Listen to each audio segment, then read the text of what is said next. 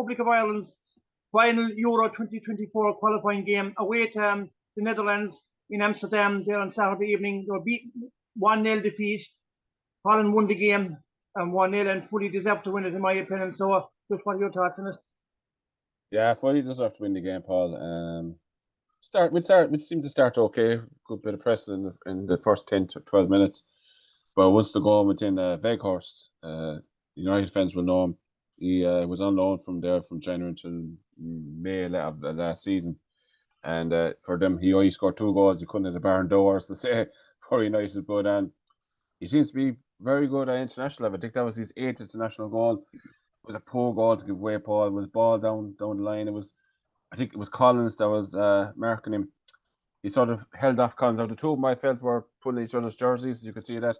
But he just held him off, and Collins totally exposed, and he got the run on Collins, as you could say. And when Weghorst got the ball, he had acres of space. And then to make matters worse than Paul, I think Ryan Manning was running back, collided with Collins, both fell down. So even Weghorst is not the quickest, but he had more time and space to run into the space for the goal. Good shot. It was more of the power, I think, than anything else that beat Bazoon. Bazoon had a fine game. We'll get onto that in a few moments. Which a poor goal to give away, Paul. I think it's mistakes again. It's the story sadly of Kenny's campaign, but particularly in this campaign, and poor defending, bad communication, you could say as well. And Collins, just hold him up. Just don't have to go diving in. Once Weghorst got the run on him, just held him off. His acres of space. Collins and Manning, as I said, collide into one another. It's a comedy of errors. It's a poor goal to give away, Paul. Against you wouldn't call him a very decent striker, but not a very good striker, you could say. And we 1-0 down, and then I think we only had 2 shots on target, Paul, in the whole game. I think Alan Brown had a shot in the 6th minute. Good bit of pressing and got a shot off, but we didn't really threaten in after that, Paul. Once the goal went in, we didn't really threaten, and it was another frustrating night. Holland's, the Netherlands, whatever you prefer, they just tied us in the second half, just passed it around us. Bazoon had a fine game, as I said, but 1-0, could and probably should have been more, but we stayed in the game. But sadly, that's all we seem to do in the game, to be quite honest. Look, Holland, they wanted to win to guaranteed, even though they had a game against Gibraltar, but they were at home. They wanted to win at home. So once they got 1-0 up they just kind of controlled the game, and they were happy to play away. If they got a second goal, grand, but they knew they were under no great threat, and they just passed the ball around. And I won't say showboat, maybe that's a bit small, bit too, but the crowd were enjoying it. They were singing their songs, they were qualifying and doing it at home in front of their own supporters. Look, Ireland basically they were really no threat, I thought.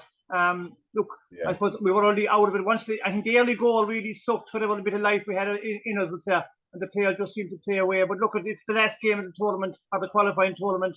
I think someone said, I came across something online, it's the worst qualifying tournament since the early 70s. I think it was in 72 in the Euros, but there was only 6 matches and Ireland lost 5 and drew 1. But if we took the 2 Gibraltar games out of it, and we saw that France beat Gibraltar, was it 14-0 the other night at the same night?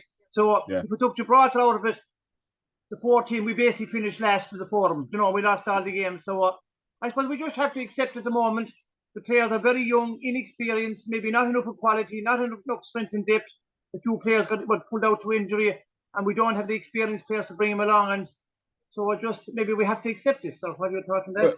We do, Paul. I think Stephen Kenny, look, he was right. He said these are the best players we have for Ireland at this moment in time, he said. And he's not overlooking anybody that's not in the squad.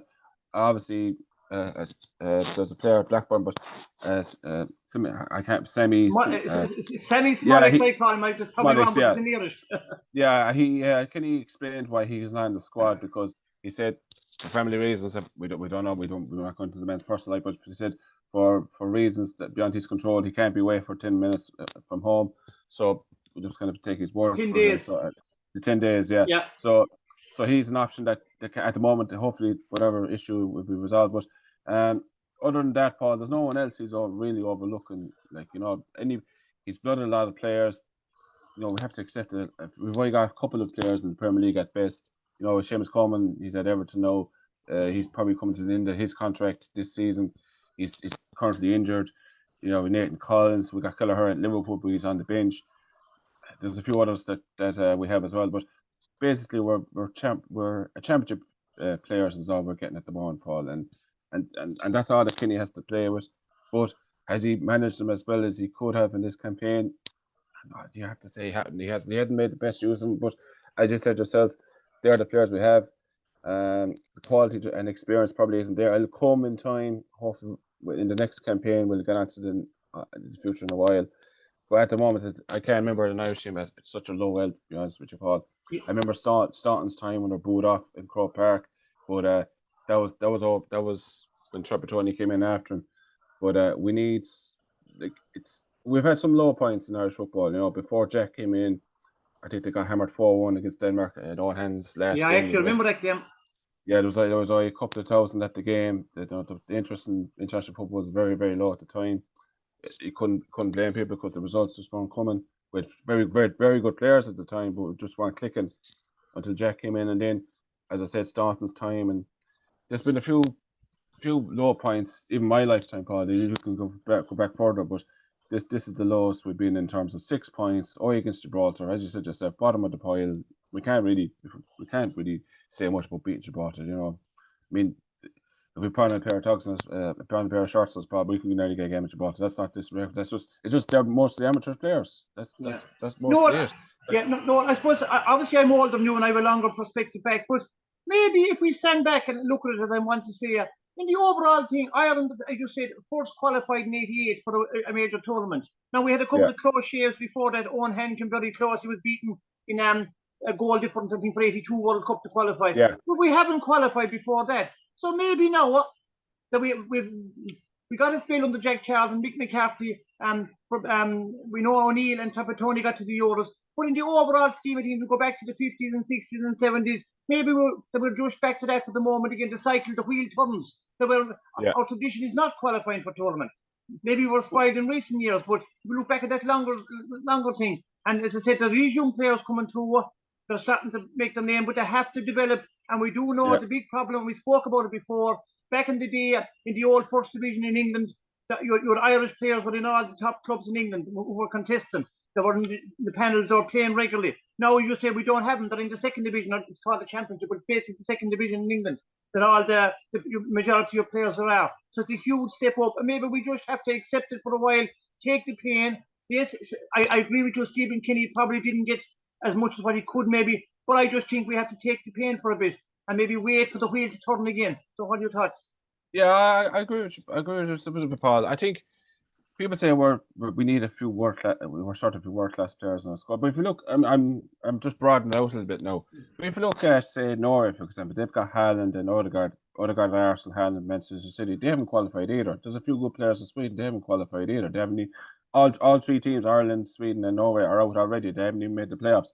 So it's all right saying, we're lacking a certain standard of a player, like one or two players, but you need everyone gelling. Like, we've had great players in the past. You know, John Giles never played at an international tournament. Liam Brady, because he was suspended in '88, he couldn't play in Euro '88. And there's a few other great players we've had in the past. I mean, it's been said numerous times that this is probably the worst couple of players we've had in a long, long time. And to be clear, we have to agree with that. But as you said yourself, we have a history of, we've got to 3 World Cups and 3 European Championships, if I'm not mistaken. Yeah. Euro '88, and then Euro 2012 and 2016, and then 1990, 94, and 2002. So we've had great players in the past not get there. So it's not just about having great one or two great players. Like people say, Wales had Bale and Ramsey and all that stuff, but we've had great players in the past, as I said, and we just haven't got to tournaments. I'll get back to the match. It was a bit, you know, I felt we didn't really, in the last 20 minutes, 10, 15 minutes, we didn't really go for it. We're 1-0 down, you know, bring on some creativity, you know. We're going to get maybe onto more a little bit later on, but we went out with a bit of whimper, Paul. We had a free kick at the very end of the game and ball into the box. You never know, might get a break, but we didn't really lay gloving them on them, to be honest with you, Paul, in the last 10, 15 minutes. That's when we're still in the game, 1-0.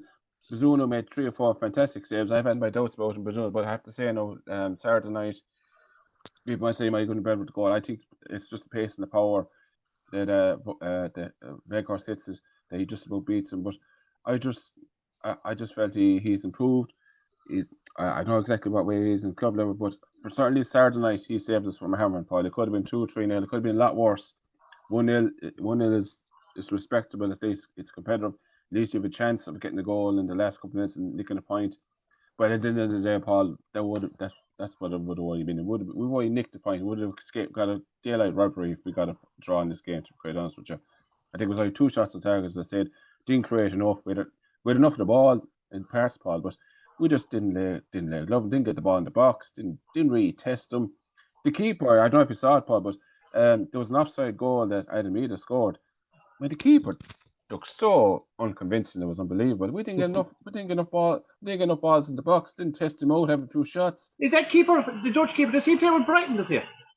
Brentford, I think. Yeah. Brentford. Brentford. One of the clubs anyway. Yeah, he's not convincing, Paul. I have to say he's not convincing, and he wasn't convincing in Dublin either. If you remember, there was a few mistakes they made for a few Irish chances. I mean, the corner that led to the penalty was Ireland. When Eddie Miller should have scored, but I think he passed it to a Benny at the time. But he wasn't convincing, Paul, and we didn't test him out, and nowhere near enough. And that's, so I think with Kenny sometimes he has this vision of how we should play. But at the end of the day, people have said we went too long ball with Trapattoni O'Neill and we're too possession based with Kenny. I feel you got to mix it up. Go halfway. It doesn't have to be either or. It's just if a long ball's on, there's nothing wrong with a long ball. And if getting balls in the box, there's nothing wrong with it either, because at least create a bit of pressure, a few chances. That's, if you remember, most of Kenny's goals that the teams had to score from, some of them from set pieces, some of them from pure pressure, from winning the ball back. So it's, I don't know, Ed, Paul, Kenny, you know what? I saw the interview after him. He knows his time is up. He knows he's getting the vibes. He knows that his time is coming. But it almost felt like sad. And on human level, you wouldn't want to see, you don't want anyone to lose their job. But I think, I wouldn't say it'll come as relief to him on November the 28th when the review will be finalised. But it's just turned into a quick note just before we finish this section. Sorry, no, just they're playing a friendly match against New Zealand tonight, because as it turned out, the other teams have one more game to go. So it's a friendly match at home. It's been billed as a goodbye to McLean, James McLean. But what does he do? Will he just stick with the tried and trusted, or will he throw a few? Because it'll probably be his last game. But what do you think? Just a quick word before we move on to the next topic. Yeah, I look. McLean was actually brought into the squad. I think he was only meant to be into the squad for the friendly, but I think a few injuries. He was, as far as I was, brought into the squad for the Holland game there Saturday night. Look, it's there's not much he can do with Paul, really. It's a friendly. It doesn't really matter. It's just fulfill the fixture, basically, because, as you said, the last round of group games is actually on tomorrow. We're the only team in the group that's not playing tomorrow, so we have our 8 games played. Fulfill the fixture, get a win, get some confidence. Maybe bring in a few of the younger players that haven't played with them just yet, and maybe there's nothing riding on the game, to be honest with you. I know Kenny would want to, if it is his last game, want to go out on a high, at least get a win. Put on a show for the fans, because I think the fans will still turn up, but because it was a part of the package with the Greece game.